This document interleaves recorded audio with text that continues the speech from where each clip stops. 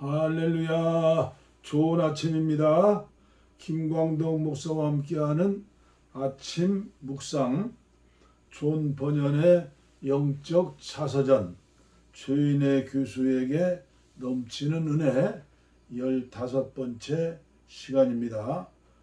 오늘의 말씀은 계속해서 존 번연의 회심과 베드포트 교회에 출석하기 전에 자신이 겪은 고통스러운 마음 고생들, 먹고 사는 고생이 아니라 영적인 고생들이죠. 먼저 제가 낭송하기 전에 이 아침에 찬송을 한 장 부르고 낭독해 드리겠습니다. 431장 주 안에 기쁨 있네. 이 존 번연은 그 당시에 장로교인으로서 청교도 운동이 일어났죠. 그래서 예정론에 대해서 강한 그런 믿음을 배웠기 때문에 구원 받았는가 받지 못했는가 이것 때문에 심한 갈등이 있었죠. 우리는 예수님을 믿음으로 성령께서 우리의 영 안에 계십니다. 그렇죠? 영접하는 자, 그 이름을 믿는 자, 하나님의 자녀의 권세를 주셨다. 여러분, 주님과 동행하는 하루 되기를 바랍니다. 주 안에 기쁨 있네. 431장 주 안에 기쁨 있네. 주 안에 살자. 주 안에 평안 있네. 주 안에 살자. 처럼 스며 들어도 주 안에 사는 마음 기쁨 넘치네. 주 안에 사랑 있네. 주 안에 살자. 주 안에 소망 있네. 주 안에 살자. 푸른 청난 파도 밀어덮쳐도 주 안에 사는 마음 평화 넘치네. 주 안에 영생 있네. 주 안에 살자. 주 안에 천국 있네. 주 안에 살자. 불길이 지옥처럼 솟아올라도 주 안에 사는 마음 생명 넘치네.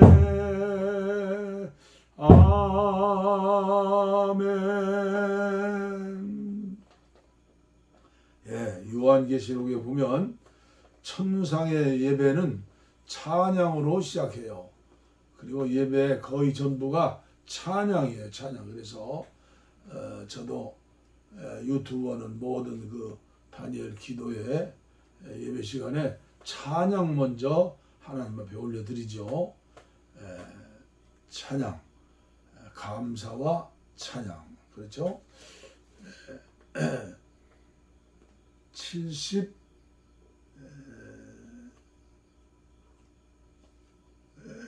71절부터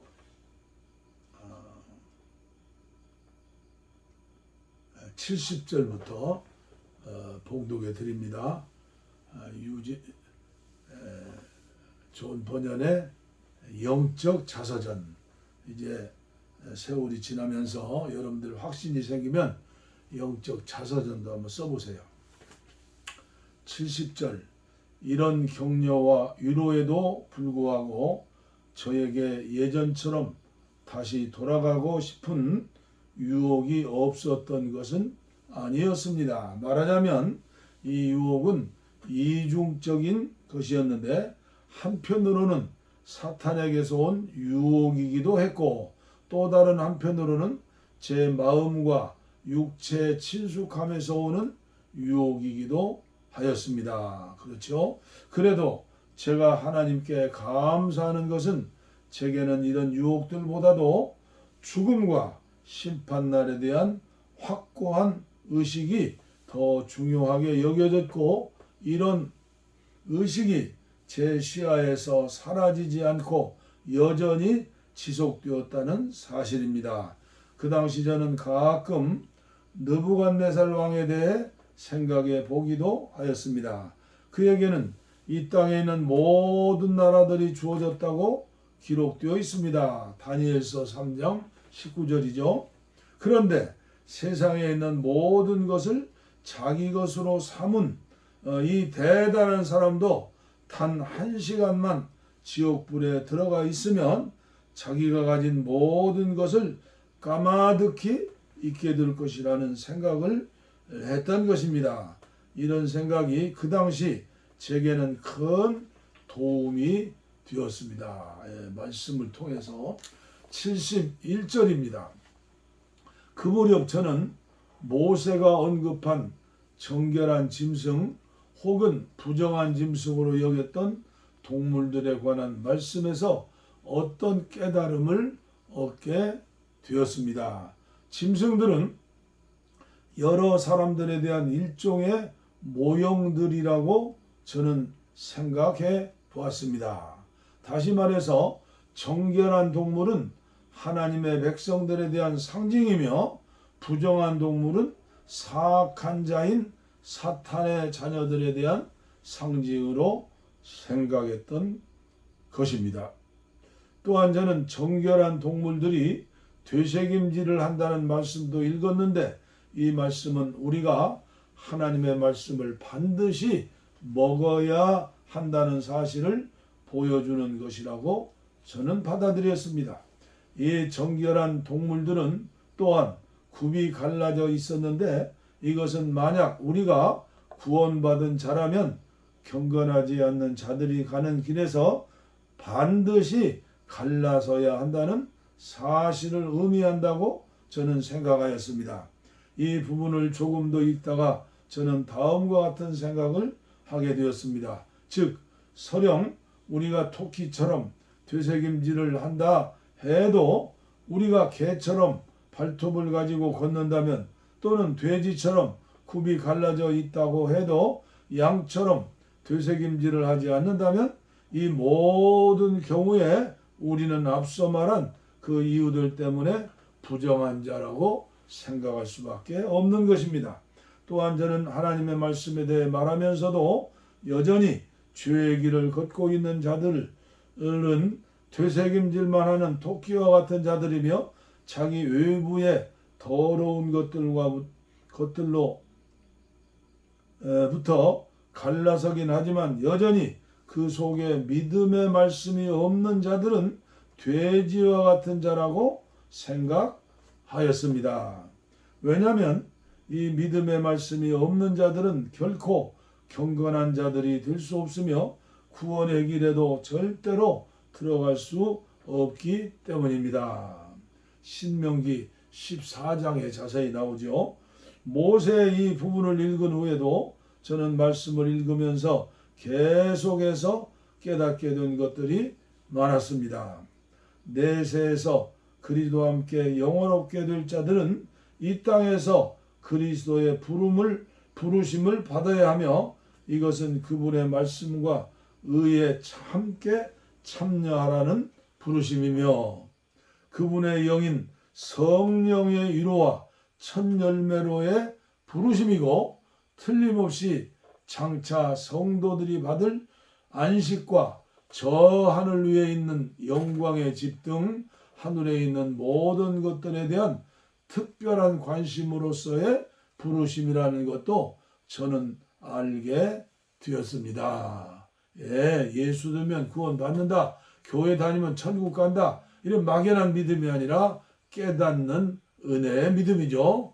마지막 72절을 한 절 더 봉독에 올리겠습니다. 저는 여기서 다시 극심한 시련에 봉착하였습니다. 왜냐하면 제가 부르심을 받지 못했으면 어찌하나 하는 두려움에 어찌할 바를 몰랐기 때문입니다. 혹시라도 내가 부르심을 받지 못했다면 이 모든 깨달음들이 내게 무슨 소용이 있는지 생각해 보았습니다. 유효적 소명을 받은 자 외에는 하늘나라를 유업으로 받을 수 없다고 하니 말입니다. 그 당시 저는 주님께서 어떤 사람에게 나를 따르라고 말씀하시고 또 어떤 사람에게는 나를 쫓으라고 말씀하신 것처럼 그리스도인으로의 부르심을 언급하는 성경 구절들을 얼마나 사모했는지 모릅니다. 주님께서 나에게도 동일하게 이런 말씀을 해 주신다면 나도 정말 기쁜 마음으로 그분을 쫓아 달려갈 텐데 하는 생각들이었습니다. 그런 생각들을 하였습니다. 73장 한 절 더시죠. 저는 그리스도께서 저를 불러주시기를 간절히 간구하였습니다. 이 바람을 제 영혼이 얼마나 갈망하였는지, 이 간구를 하면서 제 영혼이 얼마나 상한 마음이 되었는지 그 당시 제 심령은 이루 말로 다 표현하지 못할 정도였습니다. 이런 상태로 한동안 시간이 흐르면서 제 마음속에서는 예수 그리스도에게 회심하고자 하는 마음이 불같이 일었습니다. 아멘. 그날에 저는 회심한 상태가 주는 그 영광스러움을 내가 누리지 못한다면 나는 절대로 만족하지 못할 것이라는 생각까지 들었습니다. 황금을 주고서라도 이 회심을 살 수만 있다면 나는 회심을 샀을 것입니다. 내가 온 세상을 가지고 있고 이 세상을 주고서라도 내 영혼이 회심한 상태에 이를 수 있다면 나는 온 세상을 10,000,000번이라도 주고서 영혼의 회심을 샀을 것입니다. 좋은 번역은 천국에 대한 열망, 지옥에 대한 두려움으로 그의 심령이 가득했죠. 기도하겠습니다. 하나님 아버지 감사합니다. 오늘도 부족하고 연약한 저희들을 깨워주시고 또 하나님 말씀을 먹게 하시고 또 기도하게 하시고 찬양하게 하시고 예배하게 하시니 감사합니다. 우리들도 존 번연처럼 멋있게 성령님의 인도 따라 영적인 갈등과 어려움 속에서도 양보하거나 포기하거나 버리지 아니하고 끝까지 영혼의 영원한 구원, 영생에 대해서 투쟁할 수 있는, 사모할 수 있는, 그리고 말씀을 묵상하며 읊조릴 수 있는, 그리고 깨달을 수 있는, 그리고 기도할 수 있는 이런 은혜를 오늘 하루 종일도 허락하여 주시옵소서. 죄와 싸워 이기게 하시고 육체의 정욕과 싸워 이기게 하시고 세상의 문화 속에 휩쓸려 가지 아니하고 승리할 수 있는 믿음의 사람들이 다 되어지게 하시고 우리는 왕같은 제사장, 아버지여 선교사들입니다. 아버지여 맡겨진 사명 잘 감당할 수 있도록 성령님 함께 해주시고 특별히 북녘 땅의 2,500만 동포들을 바라보면서 우리들 주위에 있는 불쌍한 영혼들을 바라보면서 중보기도 하는 용사들이 될 수 있도록 축복하여 주시옵소서. 감사합니다. 특별히 종과 함께 하시는 사랑하는 종들과 가정과 자녀들 위해 영육간의 특별한 은혜를 허락하여 주옵소서. 예수님의 이름으로 간절히 축복하옵고 기도하옵나이다. 아멘. 각자 부르짖어 기도하시기를 바랍니다. 아멘.